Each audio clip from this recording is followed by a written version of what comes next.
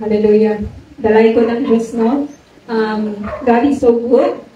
By the grace of God, ang topic na ipashare ni Lord, no, is for Christians. Katong born again Christians, new creation in Christ, believers in Christ. Amen ba? So, title one is God Goes Beyond Our Beyond.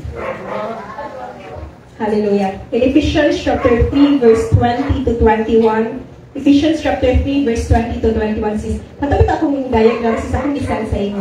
Inya na lang dayon. Thank you. Ephesians chapter, King James Version po. King James Version.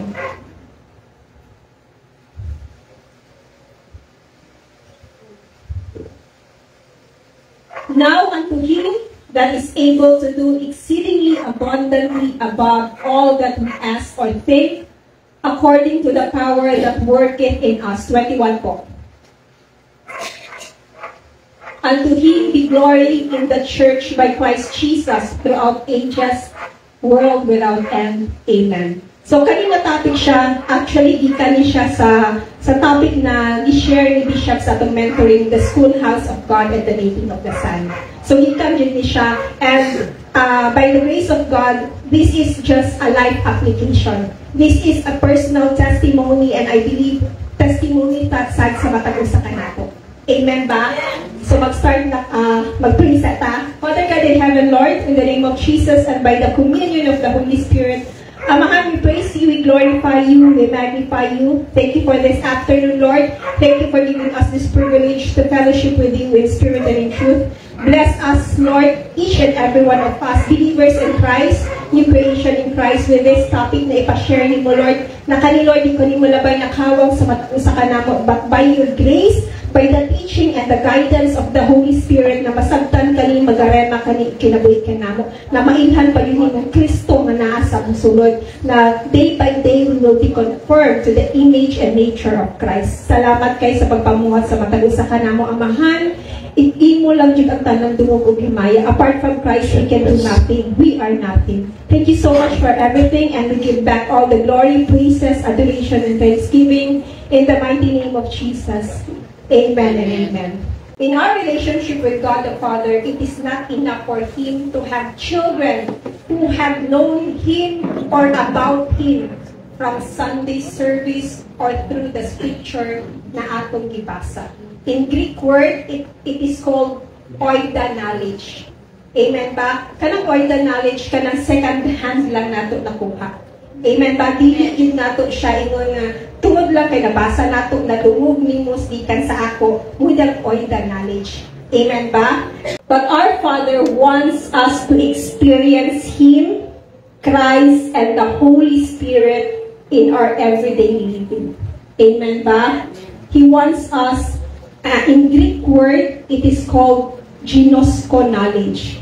Ginosko means a deep, intimate relationship gained through personal relationship and experience. Munang gusto sa Amahan nga ma-experience nato siya in our everyday living. Amen ba? So, dili lang enough sa iya nga mailhan nato siya through sa atong gibasa or sa imong nga dungog. Amen ba? Amen. God the Father wants us to know the details of Christ. Gusto siya nga makabalaan nato ang details ni Christ. Amen ba? His character, His nature, His personality. Ingon sa Bible, si Christ daw is faithful. But have we experienced His faithfulness? Siya atong kalinaw. But have we experienced the peace that surpasses all understanding? Amen ba? Kanang joy, siya atong kalipay, siya atong joy. But have we experienced that unspeakable joy? Na-experience ba na nato siya? Amen ba? So, munang gusto na masinapit nato sa Amahan. Amen ba? As Jesus said, because if we experience, ingon siya, because if we experience Christ, we already experience and know who the Father is. Amen ba? As Jesus said in John chapter 14 verse 9, He who has seen me has seen the Father. Amen? It means na they have the same nature. Kung nasinati nimo, kung naila nimo ang amahan, ang anak, naila o nasinati sa nimo ang amahan. Amen ba? And that is the ultimate plan and purpose of God the Father, for us to be conformed to the image of His Son, the Lord Jesus Christ. Ephesians chapter 3, verse 11. Amen. Hallelujah. And the only way that you and I will encounter or experience the details of the character of Christ, of God, is when He takes us through circumstances and situations in life. Amen ba? When He allow us to go through situations in our lives or issues that occur in our family life, in our health, finances, relationships, sa atong negosyo, sa atong trabaho, sa atong pag-eskwela, sa atong mga student ini, sa ministry, that we get to know who Christ is. Amen ba? Nakatry naman din siguro tanong mulangoy ta under the water, di ba? Pag mulangoy ta, syempre magtiyong yung atong mata because kanang sakit siya. But if we have the right equipment, kung magsuot ang goggles, di ba makita nato ang beauty sa under the water. Amen ba? And just like us, we have been given the right equipment. Amen ba? Everyone of us who is in Christ has been given the right equipment. And what is this equipment? First, we are sealed with the Holy Spirit. The moment that we are born again, the moment that we believe and accept on the Lord Jesus Christ, we are sealed with the Holy Spirit. Amen ba? The Holy Spirit is our teacher, our guide, our comforter. He will be the one to teach us of who we are in Christ so that we can stand firm against our enemy. That is the first equipment that God gave us. Second, we are girded by truth. Ephesians chapter 6 verse 14 po. Ephesians chapter 6 verse 14. What is this truth? Anong importante man ni that we are girded with truth? Because the moment na nahimot ang mga anak sa Ginoo, nahimot ang new creations in Christ, we are always being attacked by the enemy. Amen. And that we have to stand firm on our identity in Christ para dili padali ma-shake, dili padali makambong. Amen ba? That our old nature, wala na to. Kung kinsa man ta sa una, wala na to. And our truth is in Christ. That's why we are girded by the truth.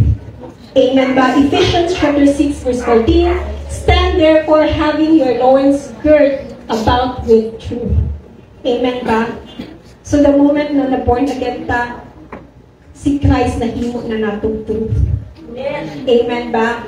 The third one equipment is we have the strength of Christ. Philippians chapter 4 verse 13. In times of weaknesses, in times of trouble, circumstances, situations, problems, huyang yung mga isuon. That is the reality of a person because we are imperfect. Amen ba? And Christ is our strength. I can do all things through Christ who strengthens me. This is my biggest favorite verse yun ako. Every time sa kung sa kong buhaton by the grace of God, this is what I always declare. I can do all things through Christ who strengthens me because He is my strength. Wow. Amen. That's why God has put us in His schoolhouse. Naata kalimutan, this is a schoolhouse of God. For the world will provide all the equipment and tools necessary for our training, experiencing, and conforming us in Christ. What are these tools and equipment na i-provide sa Ginoo? Situations, problems, crises, failures, converging powers, circumstances. These are the tools in order for us nga mailhan pa yung nato makonform ka into Christ. Amen ba? When we are in our head, when we feel we are in a deep water, kada itong puno na ta sa problema, kanang nagpiling nato na drone na kay ta na dito sa lahom nga gidala na dito sa Ginoo ba in a deep water na dila ta kabalo na ta kasayon kung unsa o nato pag sulbad. Lord, unsa may gawasanan ani na problema. When trials and troubles of life come our way, all we have to do is activate the equipment. Ito mga tools, mga equipment, activate ko siya that has been given to us. We just have to open up our spiritual eyes so we will be aligned to the mind of Christ para ma-renew atong punat-punat pinakabansa. Hindi na kailangan ng deliverance mga igsuko ang buhay. We just have to renew our mind of who we are in Christ. Amen ba? Amen. And be able to see it all from a different perspective or God's perspective. Once ma-align ta mang God, ma-renew atong una-una, ma-align ta sa mind of Christ, kana mga problema, mawala na siya. Mura siya, kanang makita nato atong problema in a different perspective. Amen ba? Because everything that happens to us is a God situation. Amen ba? It means there is no trouble or difficulty that you are facing. Kung unsa man imong mga problema karon that you are facing, there is no pit that you have dug yourself. Kung ikaw mismo ang hinungdan nga mo nga problema ka ana, and there is no situation or issue that is currently unfolding in our lives that God's power is not greater. Amen ba? Ikaw, ako, ma-overwhelm man ta sa akong problema, but God does not. Dili siya ma-overwhelm sa atong problema. Amen ba? Amen. When the Apostle Paul was writing the book of Ephesians, na siya sa prison cell. Amen ba? He was incarcerated in a prison cell. But in spite sa iyang trials, na siya sa prison cell, he had an outburst of praise and worship to God. Ephesians chapter 3 verse 20 to 21 is a doxology. Amen ba? Masagdan ba nato? Amen. This verse is a doxology. Doxology means an outpouring of praise and worship to God. Amen. And just like us, even if we are in the midst of trial, we have to stand firm by His grace and worship Him. Amen. Unang gusto sa Ginoo. In the midst of our trials, He wants us to worship Him. Amen ba? Amen. Giving doxology not in trials is very different from having trials. Kung bitaw magdayon ka sa Ginoo nga wala kay problema, lahi ra jud kay sa naa kang problema. Amen ba? Amen. When you are in the circumstances and situation and yet you choose to have an outburst of praise and worship to our great God, we will experience the power of God overflowing in us. Amen. Kaya kanatang naa ka sa problema, pero hidayon mo mo, dahil ka sa Ginoo, mawala din siya ng excellent grace of God. Muna ingon sa Ephesians chapter 3 verse 20, according to the power that works within us. Amen ba? Amen. And that's what Paul did. Munang himo ni Apostle Paul in the prison cell. Grabe yung dahil. He gave us this mixology and just started talking about God's power. Amen ba? Amen. If we read Ephesians chapter 3 verse 20, the Apostle Paul can barely find the right words. Hindi siya ka-find sa right words. Kita kung saan niya pag-find ang words. He keeps finding more big words. It seems that he can find, Ephesians chapter, exceedingly abundantly above. Because he can find the exact right words to describe how great, how grand, and amazing and magnificent the power of God is to every believer in Christ. So let's slice the word in Ephesians chapter 3 so that seeing with our eyes open, we can see our trials and tribulations in God's perspective, and we will be able to understand by His grace the greatness and power of God.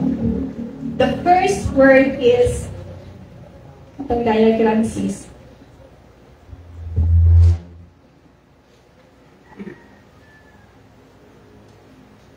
now. Now. Ephesians chapter 3, first word is now. Now is the first word in the progression that will renew our minds in Christ and change our perspective, enabling us to look at our problems and trials in life differently.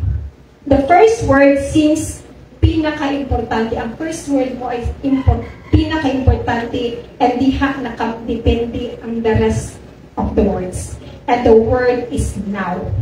The Apostle Paul said, I want you to start thinking about the greatness and the power and the amazing grace that God has in Christ, that He wants us to experience in our regular, everyday living, as a single parent, as wife or husband, as mother or father, as businessman, as working person, as student, or as a minister.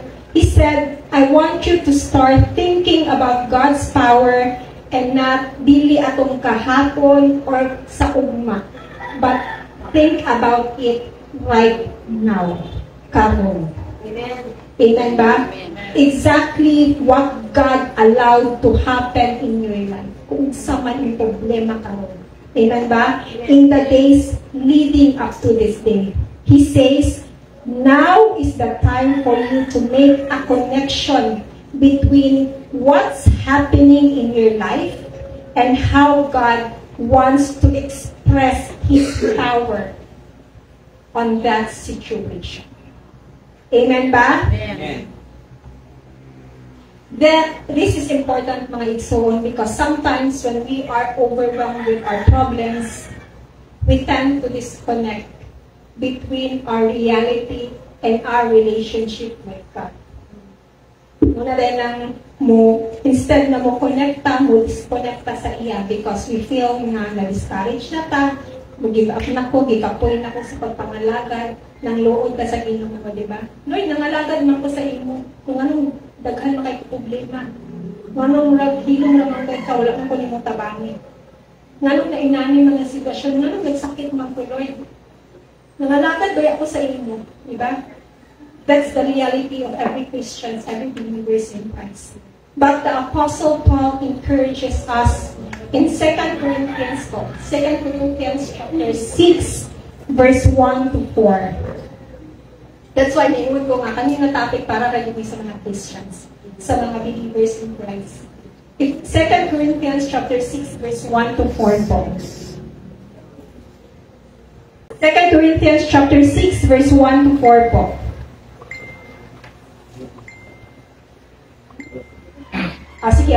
Sige. Thank you po. 1 to 4. We then, as workers together with Him, ingon si Pablo ha, we then, as workers together with Him, kinsa ni Him? Christ. Also, plead with you. Nangamuyo siya not to receive the grace of God in vain.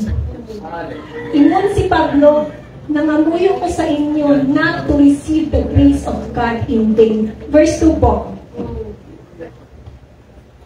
For He says, in an acceptable time, I have heard you, and in the day of salvation, I have helped you. Behold, now is the acceptable time. Now, behold, now is the day of salvation. Verse 3 goes, We give no offense in anything. Ingon si Pablo. We give no offense in anything, that our ministry may not be vain. Dili na po i-vain ang ministry na ginhatag, the ministry of Christ, sa atong mga sitwasyon, sa atong mga circumstances sa buhay. Amen ba? For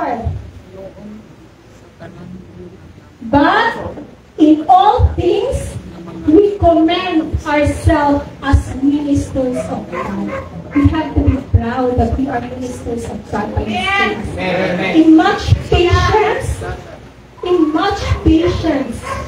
in tribulations, in needs, in distress, and so much more. Taas pa kayo siya. Bisaya siya. Usa ingon nga mga katabang sa Diyos, naghangyo kami kaninyo, dabiling ninyo, himuong tawa ang grasya sa inyo, nga inyong nadawa. Amen ba? Kaya nag-ingon ang Diyos, gitungong ko kami sa katla na akong ikahimukan, o itabangan ko kami sa katla sa kaluwasan. Mo kini ang takna sa pagkawat sa kaluwi sa Diyos. Karon, mao ang adlaw sa kaluwasan. Amen ba? Third, hintayan na mo ang paghimog kapandulan aron walay makasaway sa among buhay. Fourth, Pinoong sa tanang gibuhat namo among ipakita ng mga sulungon kami sa Diyos. Pinaagi sa mapailumo pag-antos sa mga kasamo, sa mga kapulian o sa mga kalistahan. Amen ba? This verse said, now is the accepted time. Now is the day of salvation. Salvation has a broad meaning.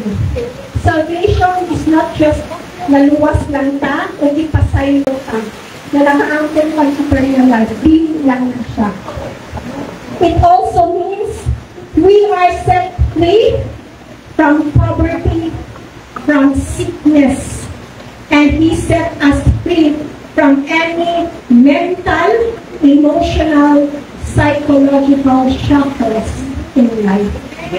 And this verse encourages us, now is the time that you will know and experience the abundant grace of Christ working within you, working within your problem. Amen ba? Don't disconnect. Ayaw daw pag-disconnect. But connect and surrender to Him. Amen. Amen ba? Mula ingon ni Pablo, ayaw pagkuhan disconnect, but connect and surrender to Him.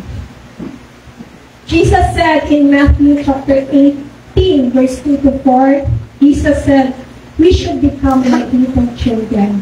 Kita daw, dapat mula tayo mga bata, mga gagmay na bata. Ano na kayo si Jesus?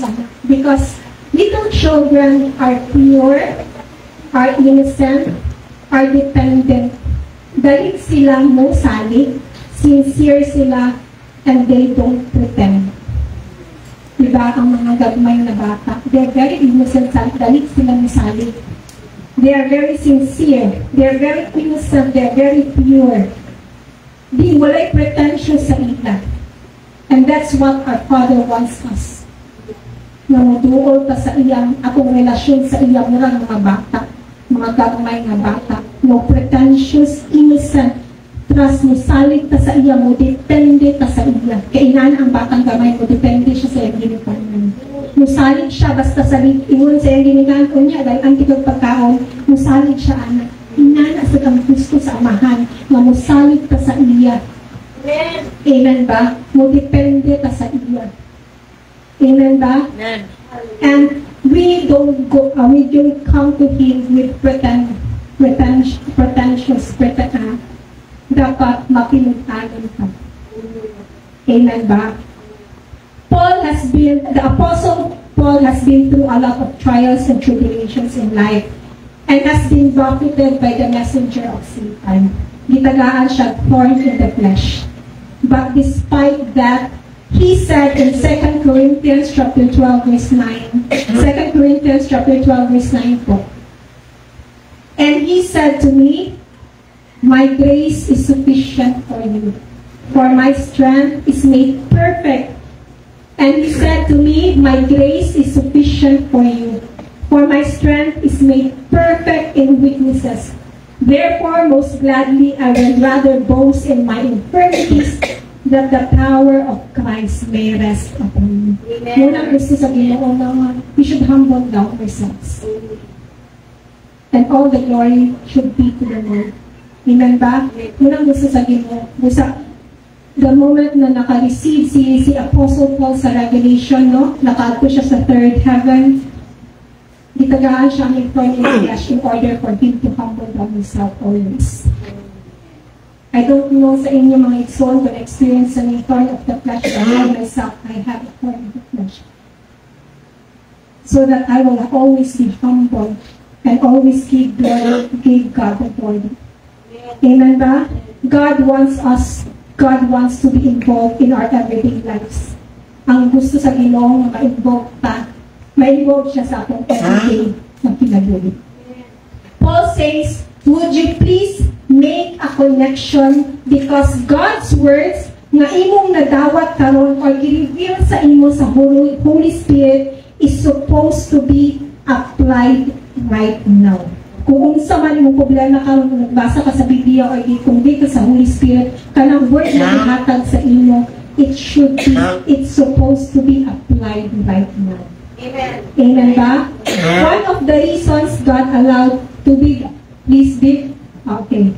One of the reasons God allowed circumstances is that sometimes when we are at our lowest, nanatasaktan ng, wala diba, break na jod, that's the only time we take a brief break and look up to see Him for who He is.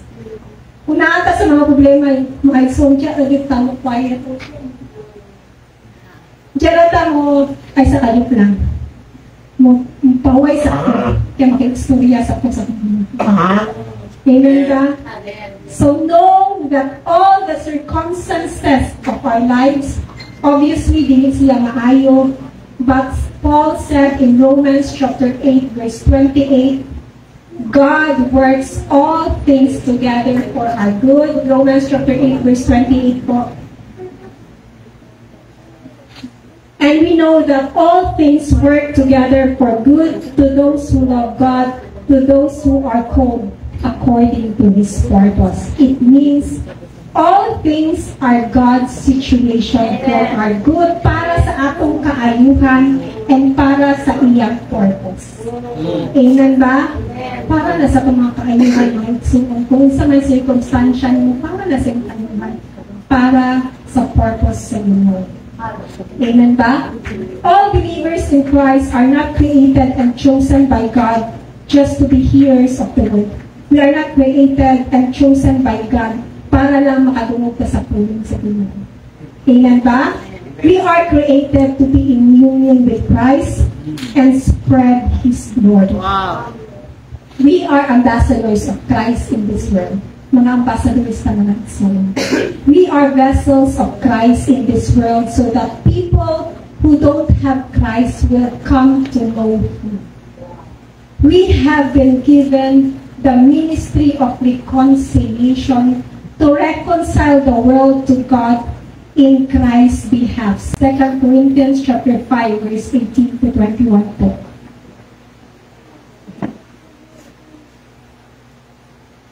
Now all things are of God, who has reconciled us to Himself through Jesus Christ and has given us the ministry of reconciliation. 19 po. That is that God was in Christ, reconciling the world to himself, not imputing their trespasses to them, and has committed to us the word of reconciliation. 24. Now then, we are ambassadors for Christ, as though God were pleading through us. We implore you on Christ's behalf, be reconciled to God. 21 po. For He made Him who knew no sin to be sin for us, that we might become the righteousness of God in Him. Amen ba? Amen. Nasabtan ba? Amen. Hallelujah. Wherever you are right now, whatever situation you are going through right now, God will use you in every possibility. Amen. Basta anak na kasi ginawalang dipitatas. Amen ba? Amen. We can make excuses like, Lord, hindi ako ready eh. Wala ko yung confidence. Depressed man ko. Na ako sa problema. Hindi ko kabaloon sa ang pagstorya. Maulaw ko. But just like Moses, Jeremiah, and just like me, by the grace of God, when I started the online platform that God entrusted me, ako yung sa Ginoo na, Lord, hindi ko kabaloon sa storya. We all know that we are given different personalities, lain na itong mga personalities. Siguro ang personalities, by the grace of God, naghihatag sa ako. I am an introvert. I don't want people to notice me. Hindi ko ganahan na notice ko sa people. Hindi ko ganahan as much as possible na ako sa pinakadito. Inana ko, maulaw ko. But then God called me and chose me and given me this ministry of Him on the online platform. Ipunod mo kabalo. And the first video that I made, it takes 50 ka-videos na balik-balik. Because pag once na, memorize na ako, pero pag once mag-atubang na ako sa cellphone, mamantag-lock na ako. It's not that easy, mga itso. Amen ba? But God wants us to willingly believe that whatever purpose He has for us. Amen. In our weaknesses, in our fears, in our worries, in our sickness, isang kasakit ta. Christ is our strength. 2 Corinthians chapter 12, verse 9.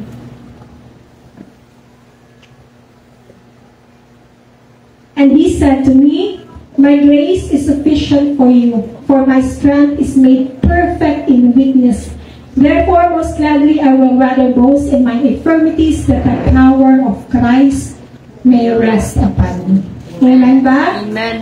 He is our wisdom. 1 Corinthians chapter 1, verse 34. But of Him you are in Christ Jesus, who became for us wisdom from God, and righteousness and sanctification and redemption. And He is our all and in all. Colossians chapter 3, verse 11. Yes. Where there is neither Greek nor Jew, circumcised nor uncircumcised, barbarian, Scythian, slave nor free, but Christ is all and in all. It means we are complete and perfect in the Spirit in Christ. Amen ba?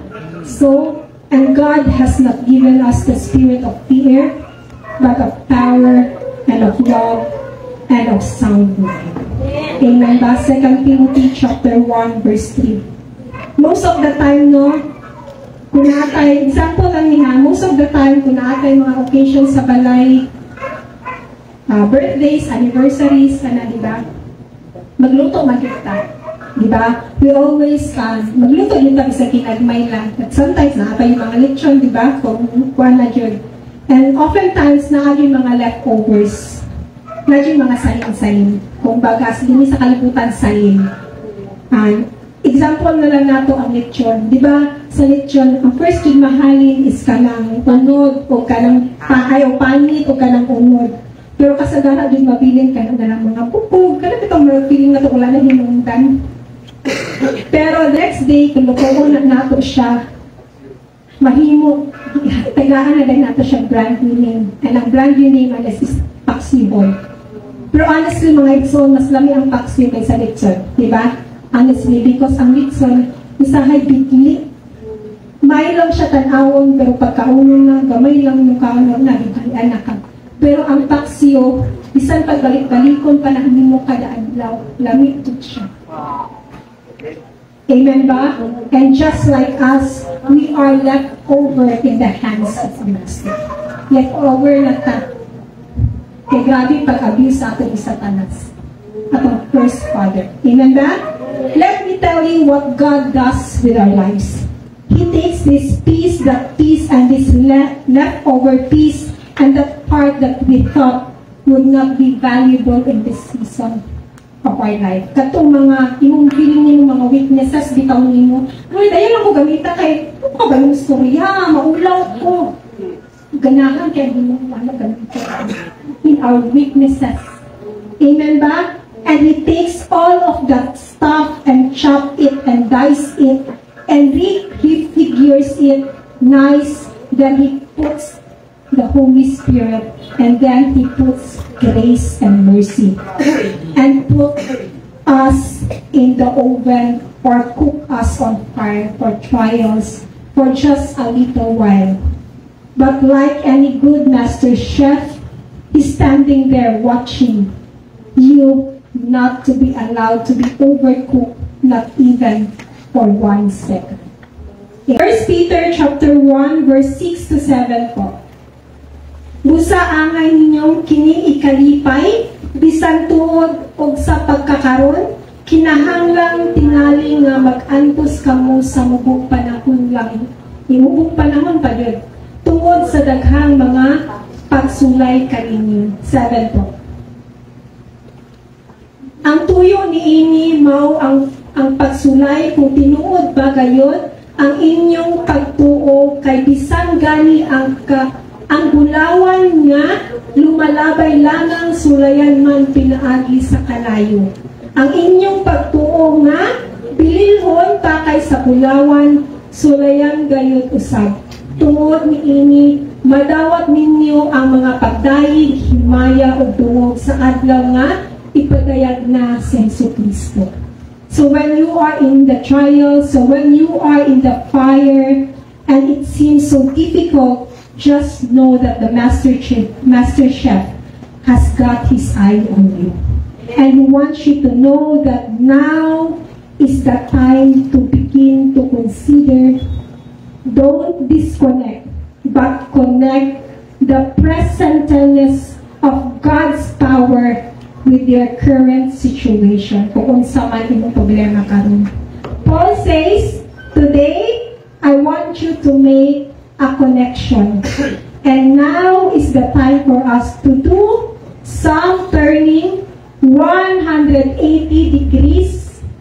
The turning is unto Him. Amen. Second word, unto. Second phrase is unto Him.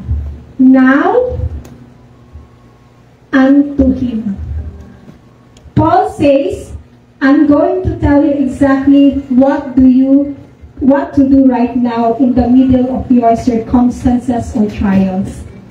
To divert your attention 180 degrees away from focusing of your trial to focusing on Christ. Amen ba? Instead na mo focus ka sa itong problema, focus on Christ. You got to turn your attention.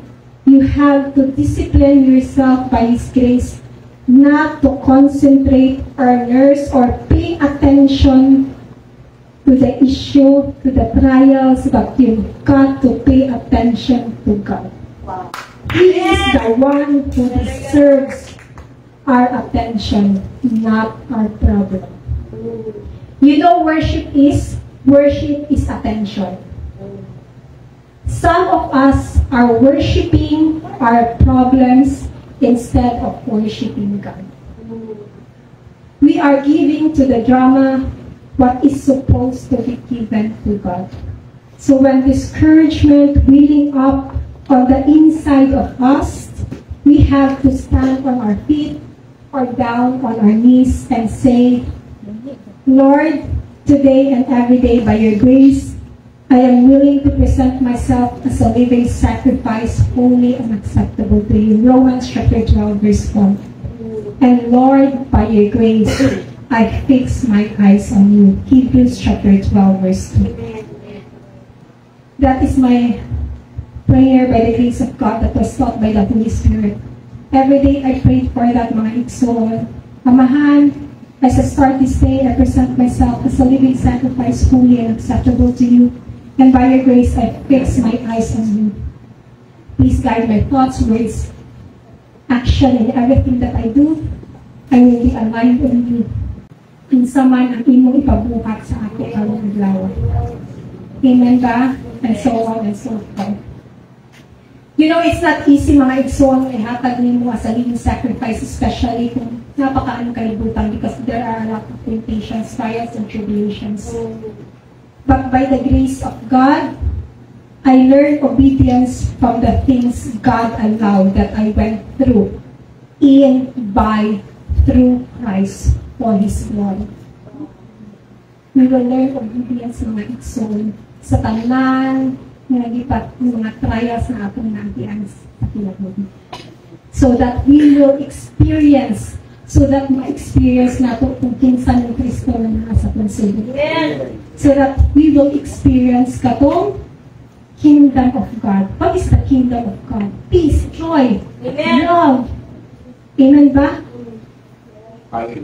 Munang gusto sa Ginoong Igsoon na ma-experience na itong kingdom of God. Si Christ, na-experience na nato. Because that is the richest na dili mapalit. Munang tinuod na richest, dili money, material things, that is not the richest of this world. Peace, love, joy, the fruit of the Spirit is the true riches of this world. Amen ba? Sa Ginoo, ma-experience natin ang obedience of Christ, the patience of Christ, and all of the fruit of the Spirit. Amen ba?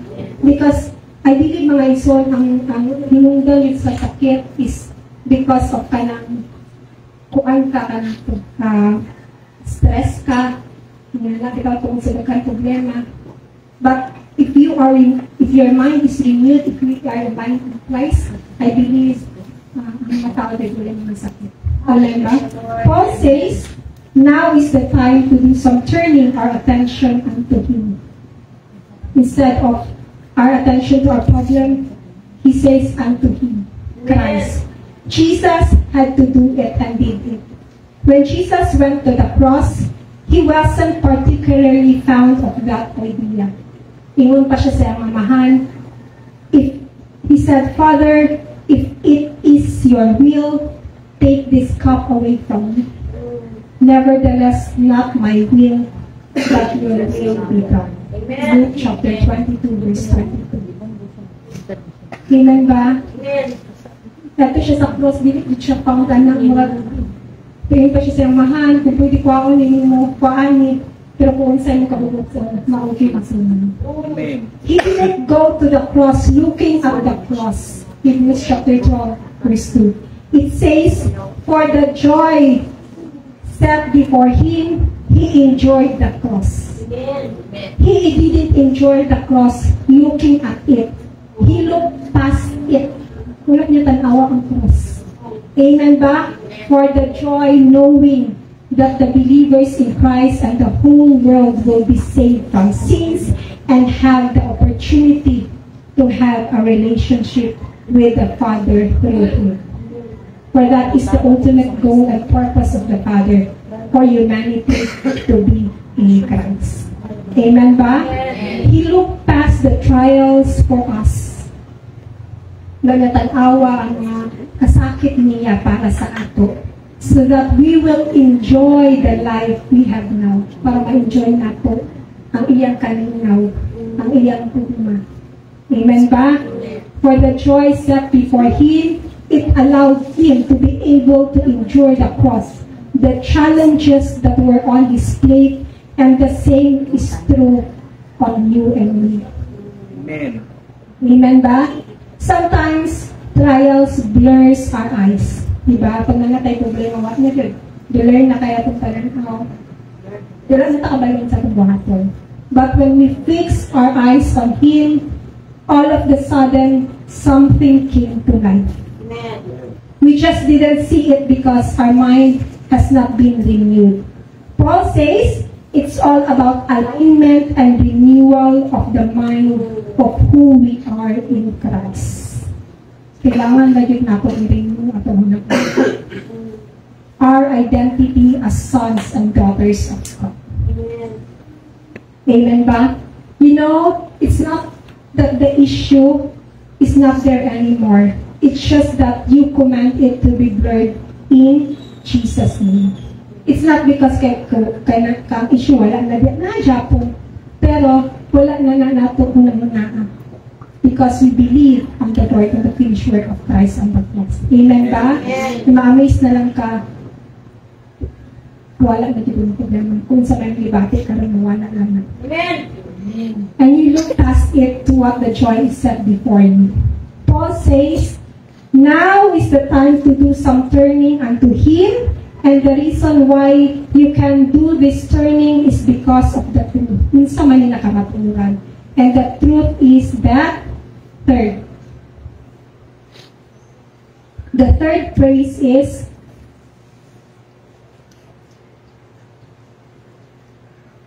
God is able to do it. Now unto Him who is able to do it. God is able to do it. When you feel you are at the end of your rope, kung feeling mo nga nanagit ka sa deep water, ka na bang nakat sa tumoy sa inyong problema, because you've been praying on your knees for a long time about the one that you're asking to Him, Lord, nalang wala ka mang pali mo ayok ha. Tugay na kayo kasing hangyo sa inyo, and you started to wonder whether or not iyagin mo on, or it can be done. The Holy Spirit is saying to you right now, Amen. God is able to do it. Amen. For it is God who works in you, both to will and to do for His good pleasure. Philippians chapter 2, verse 30. Whether or not He will, it's a question of His sovereignty. Dili na nato ma-question. Kung himuon ba na niya or dili, it is His business. It is not a question of His power or ability to do it.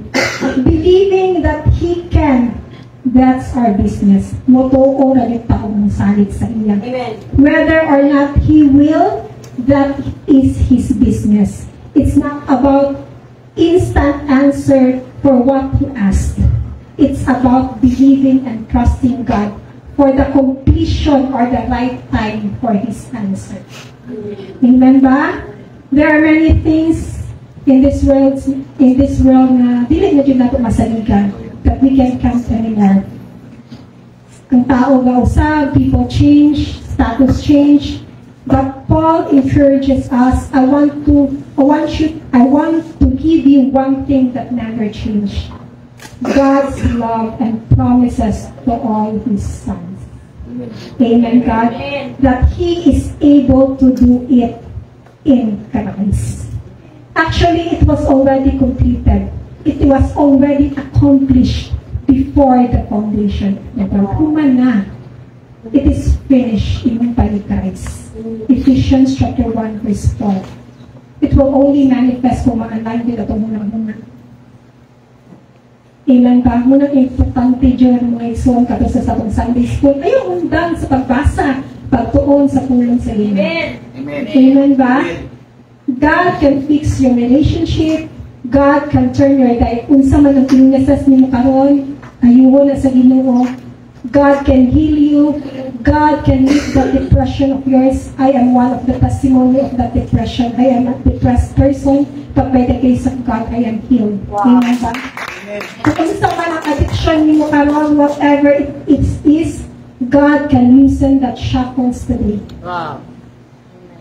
To the parents that is struggling with their child or their children, God can transform and bring the children back alive. That is His promise. Ingon pa siya sa Acts chapter 16 verse 31, believe in the Lord Jesus Christ and you will be saved and your household. Mo dyan ang saad sa Ginoo. And I trust and I believe in the Lord for the completion of that in the right time, in His time. Amen ba? Amen. For those who are searching for a job, the struggle sa ilang source of income, sa ilang business, murag dili siya maayo, God can cause everything to flip. Amen ba? You can find the right position for you. Tagaan kang maayo nga negosyo sa Ginoo, tagaan ka niya daghan customer. God is able to do it. Yes. Kaya muna yung saad sa matag-usa sa mga anak. In the original language, There is one word that Paul used that is translated, is able to do it. And that word is dunamis. The Greek word dunamis refers to strength, power, or ability. Topic dyan ko ni Bishop sa una pa, by the grace of God. It is the root word of the English word dynamite. Dunamis means dynamite. It was used 120 times in the New Testament, including Paul. Igamit yun siya. Dunamis is not just any power. The word often refers to miraculous power or marvelous works. And we need to know that the power of God is a dynamite power. Amen. That in an instant, in a blink of an eye, He can completely change or alter the structure of a thing. Kung sa may problema ka, in a blink of an eye, He can change it. Amen ba? That's the kind of power our God has. This dunamis power that Paul used in the particular verse implies that it is an inherent power or inborn or built-in. Power is who He is. He is the all-powerful one. And this is good news to us because the Christ who lives in us, He is the power of God. 1 Corinthians chapter 1, verse 24. Chapter 1, verse 24. But to those who are called, both Jews and Greeks, Christ is the power of God and the wisdom of God. Amen ba? It means you don't have to worry or envy your brothers and sisters in Christ that God releases power to his circumstances and worry that there will be less that will be given to you.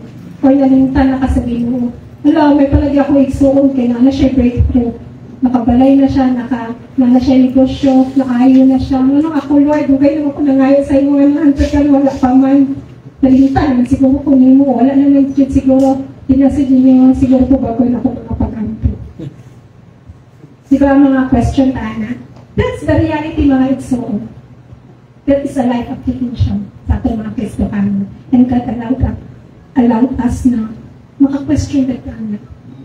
1 Corinthians chapter 12, verse 4 to 7. There are diversities of gifts, but the same Spirit. Isa rin ang Espiritu. There are different of ministries, but the same Lord. Isa rin siya kung hindi mo ang managin sa atin. And there are diversities of activities, but it is the same God who works all in all. Amen ba? Amen. But the manifestation of the Spirit is given to each one for the profit of all.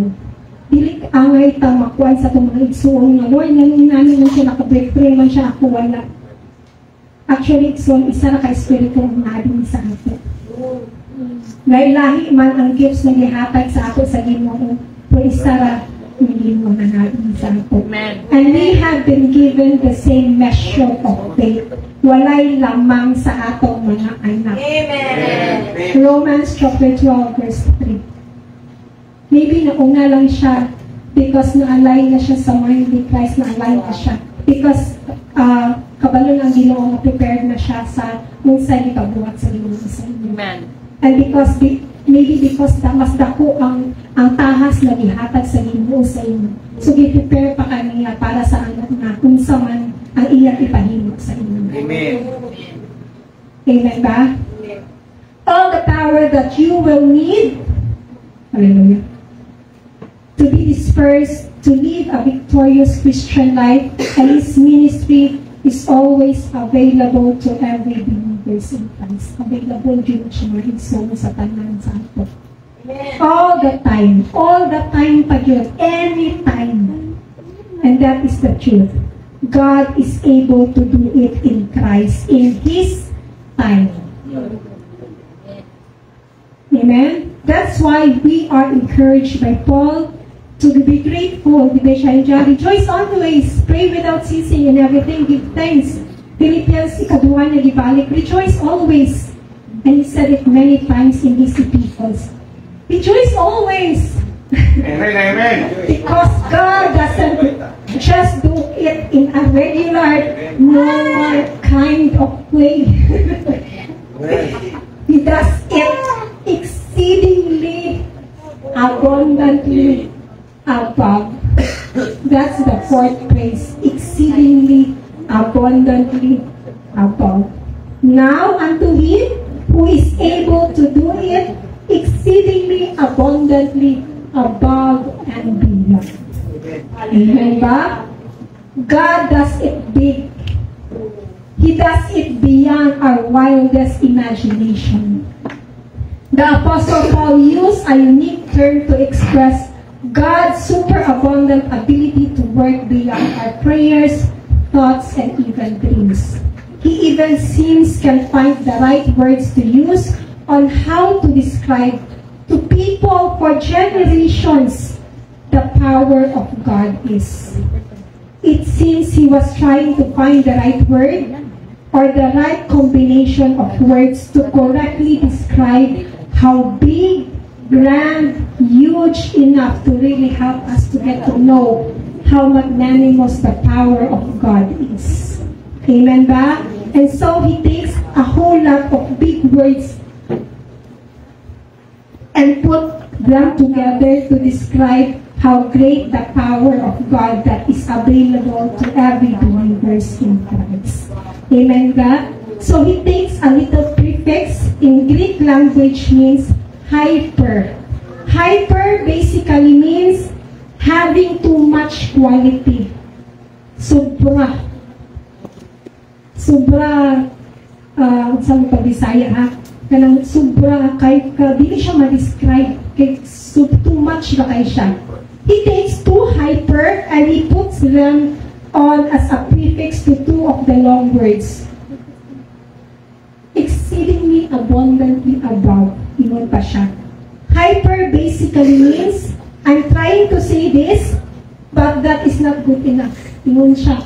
Kaya ingon na exceedingly, dili pa na ingon pa si Paul.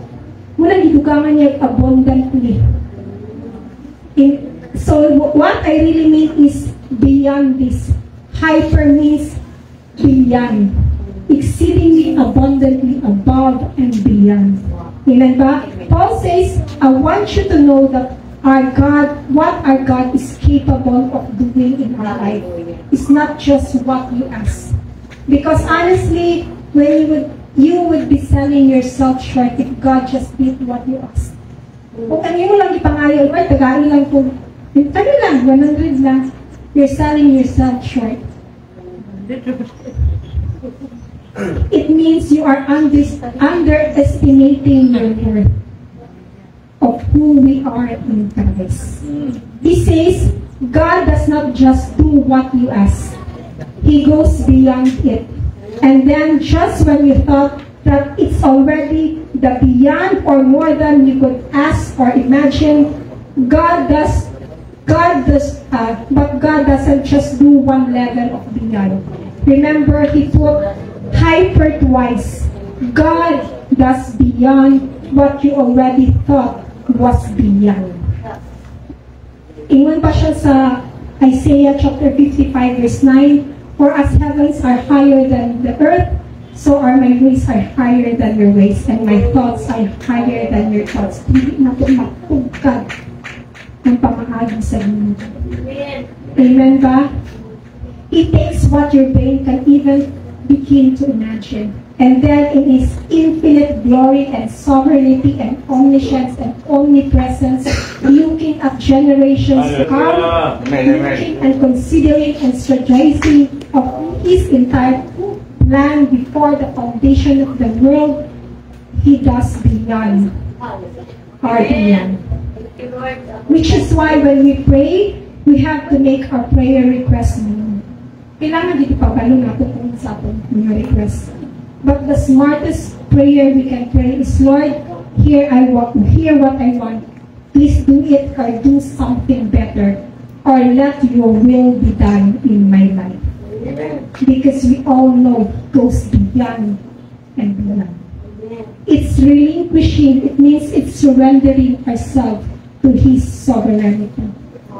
Amen ba? Honestly, mga Igsoon, we should be grateful for all that katong mga unanswered prayers, because if God has given us half the stuff we have begged Him, we've been in a world of trouble right now. And I think nakasinapit yung tanan, di ba? Tanan na ito mga gusto, mga pampalpak yun, feel cheap. But it is part of the plan. Amen ba? So that we should be dependent on Christ. We have to be grateful that in His grace and His sovereignty, He looked beyond all our beggings and our tears. He looked at all of that to what was to come, and He gave us what we thought what we don't need. Hindi nato bilhin na nato kailangan, pero mo kaya ihatag sa ato. Being here in this online platform, I believe na kamo mga Igsoon, katuosan mo dili mo makatunga na ako din, di ba? Amen. Kasi magdahong na nata din yung napamatik ka sa kulong sa Ginoo. We are here standing in this platform.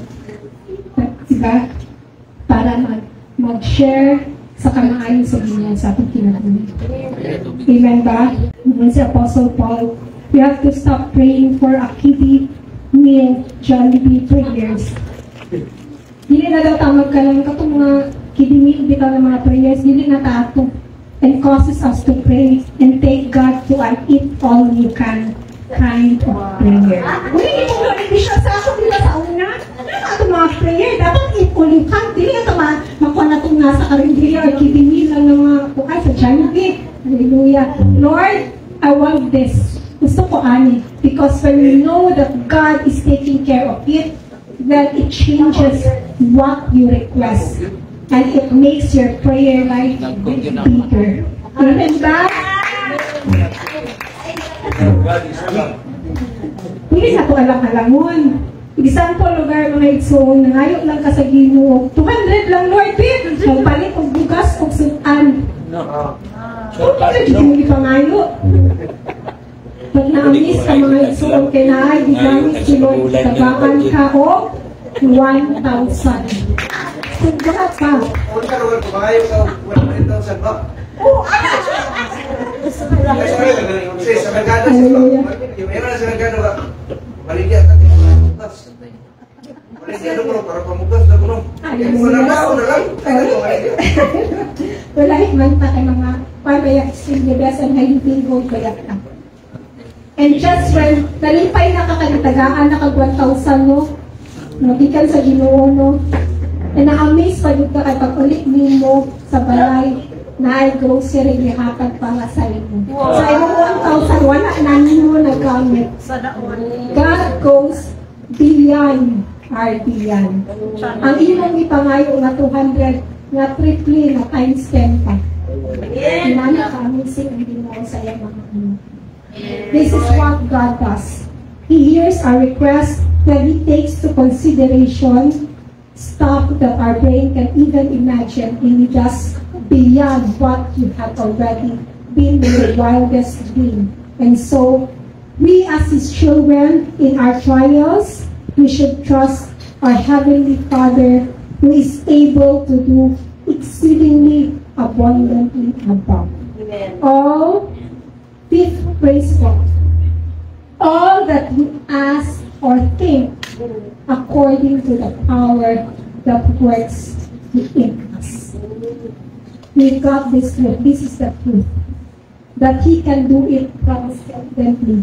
It means uniquely, supernaturally, greatly above all that we ask or think. And that is totally and completely because of Christ. Sungod kang Kristo nga naa sa ato. God the Father can do it exceedingly, uniquely, supernaturally. Amen ba? Amen. God has given us everything He has. Gihatag na tanan sa Ginoo kung unsay naapasay na. There is nothing that He is going to withhold us. Wala din siya i-withhold sa ato, tanang gihapan na niya sa ato. But we have to realize that the greatest of all the inheritance is not just something God gives us or blesses us within His kingdom. Rather, it is God Himself na iyang gihapan sa ato. Siya mismo mo iyang gihapan sa ato. The greatest thing, portion or blessing or inheritance that God the Father could give is not the eternal mansion in heaven, not the streets of gold, nor the entire city of God. Rather, it is Christ. Mo ang iyang gihapag sa ito. Di lang mansion or katong mga gold or the entire city of God, mismo ang iyang bukong na anak mo na gihapag sa ito. Amen. And God is our inheritance. Amen ba? Christ is our inheritance. God's riches of glory and most priceless treasures are all in Christ. Naa at Kristo. As we learn Christ, we are learning our eternal inheritance. As we learn Christ, learn sa Bisaya, Bishop? Sa pagtuon na tukang Kristo, makatuon sa atong eternal inheritance. As we grow into Christ, we are growing into our eternal inheritance. Amazing kayo, di ba? Kung sa pagtuon na to, makabayong ka, sa pag-grow na to sa iya, mag-grow ka sa makakatong. Makakatong ka kang ikita ng Kristo, makakatong ka sa eternal inheritance. And as we grow in Christ, we mag-grow sa atong internal inheritance. Amen ba? Amen. All spiritual blessings are found in a person, and that person lives and dwells in us. There is nothing outside of Christ that can compare with the glory of Christ Himself. This means that our inheritance is eternal life, eternal joy, eternal riches, eternal rest, eternal peace, and eternal glory. Ugdaghan pa. All which is found and come from eternal God. God the Father, God the Son, and God the Holy Spirit, who is dwelling inside of us. Amen ba? Being in union with Him is a blessing, a joy, a glory, and an inheritance that cannot be fathomed. Amen ba? He cares about everything in our plate. Kung sa may mga problema karon, He cares about everything. Gamay man na issue or dako man na issue, He cares about that. Everything that is in your heart and everything that is in your mind is part of our training to be conformed in Christ. Tanan ay tabuan kay butana, tanan ay tabo sa inyo. So on, part na siya sa ating training to be conformed in Christ. Kan Christ na ma-experience natin in everyday life. Yan ba? Pasensya nang iso na kayo, kwanit ko ka na, nakagibapit dyan. So, muna na akong tingog, nakagramay siya. Hallelujah. Gilantan ko, pila na kadis. By the grace of God. And season, diba? And season went out of season, preach the gospel. Amen. Because, muna, God goes beyond our beyond. Amen ba? In Ephesians chapter 3, hapit na kumahuman. In Ephesians chapter 3, the Apostle Paul prays that every believers do not lose heart at tribulation. Nakampo si Apostle Paul na we should not lose heart sa unsang mga tribulation na buwabot sa pagkakinabuhi, which is our glory para sa kakalingan. Amen ba? He prays that God will grant us Ephesians chapter 3 verse 16 to 19 po. Pwede siya Bisaya. Please.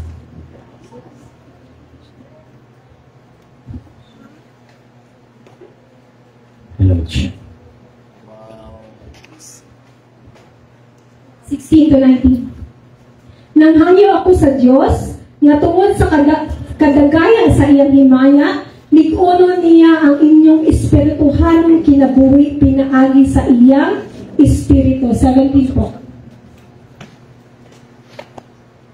Magpuyo ta si Kristo sa inyong kasing-kasing, pinaagi sa inyong pagtuo aron mugamot ug maglig-on sa ang inyong gugma. 18. Ug uban sa tanang katawhan sa Dios, makabatong kamo gahom sa pagsabot sa kalapad ug kataas ug kahabog ug kalawom sa gugma ni Kristo. 19 po. Hinaot paunta nga masayod kamo sa dili matugkad nga gugma ni Kristo ug sa ingon ni ana makinabuhi ninyo ang kinaiya sa Dios. Amen ba?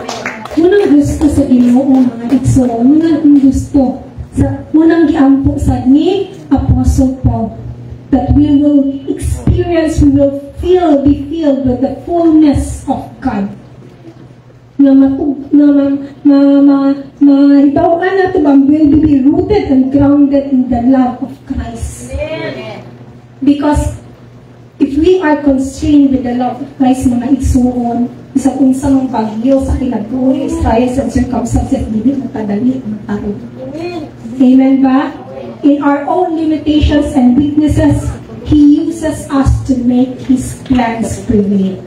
That's why Paul exhorts us, therefore, my beloved brethren, be steadfast, immovable, always abounding in the work of the Lord, knowing that your labor is not in vain in the Lord. 1 Corinthians chapter 15, verse 15.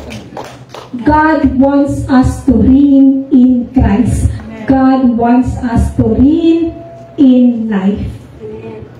Amen ba? Munang gusto sa Ginoo na morin ta. Na di ta magpadaog sa unsa may problema. Aning kalibutan. Aning kalibutan. Pagmurin ta na. Amen ba? Amen. And yun ang mga example, every time I am shaken by problems, I always been reminded by the Holy Spirit that the only hope of this world is for humanity to be in Christ and for every believer to be who he is in Christ. I always reminded that. This verse encourages us in 2 Timothy chapter 3, verse 14 to 17. 2 Timothy po, chapter 3, verse 14 to 17 po.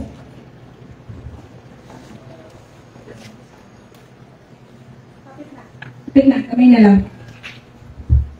But you must continue in the things, encouraged ni Apostle Paul ani, but you must continue in the things which you have learned and be assured of, knowing of whom you have learned them. Sa 15 po. Taman 17. And that from childhood you have known the Holy Scriptures, which are able to make you wise for salvation through faith, which is in Christ Jesus. 16. All Scripture is given by the inspiration of God and is profitable for doctrine, for reproof, for correction, for instruction in righteousness. 17. That the man of God may be complete, thoroughly equipped for every good work. Amen ba? Amen. Para mamalig-un ta mga igsuon, ayaw undami ang pagtuon sa pulong sa Ginoo.